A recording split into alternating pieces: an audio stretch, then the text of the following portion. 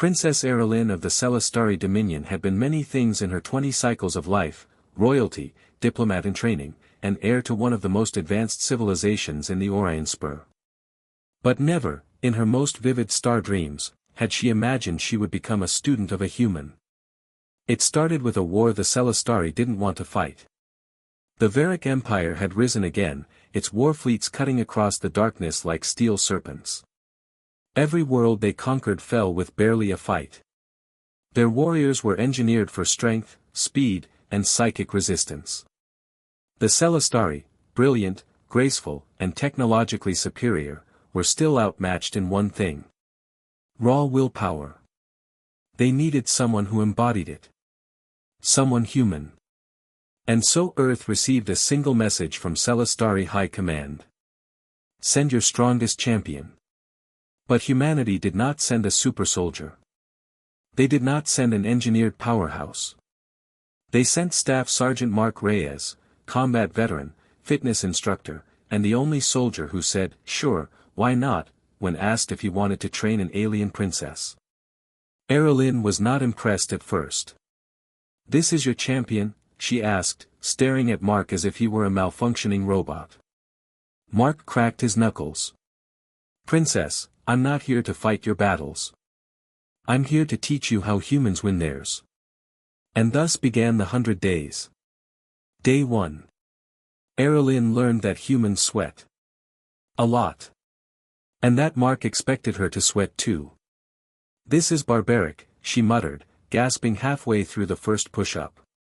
"Barbaric builds character," Mark replied. Day 14. She learned about pain. Muscles she didn't know she had burned like plasma fire. But Mark taught her to push through it. "You stop when your mind quits," he said. "Human trick is, don't let it." Day 25. Meditation began. Except Mark didn't call it meditation.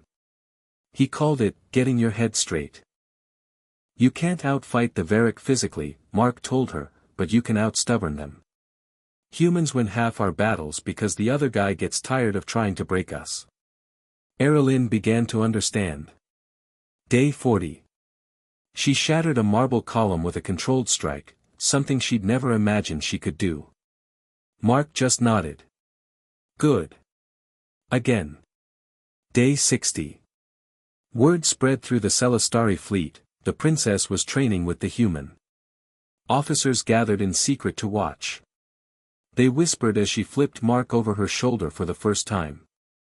The recording went interstellar. Humanity cheered. The Varic grew nervous. Day 82. Erelin woke at dawn, voluntarily, and found Mark already training, silhouetted against the palace courtyard lights. "You rest too little," she said. "And you complain too much." She laughed. The galaxy would later debate whether that was the moment the princess became more human, or Mark became more Celestari. Day 100. Mark gathered a crowd: Celestari soldiers, scientists, even ambassadors from neutral worlds. "This is it," he said. "Princess, show them what 100 days of humanity can do." Erelin stepped forward, her posture strong, eyes fierce. A Varic war simulation activated, projecting 3 elite warriors.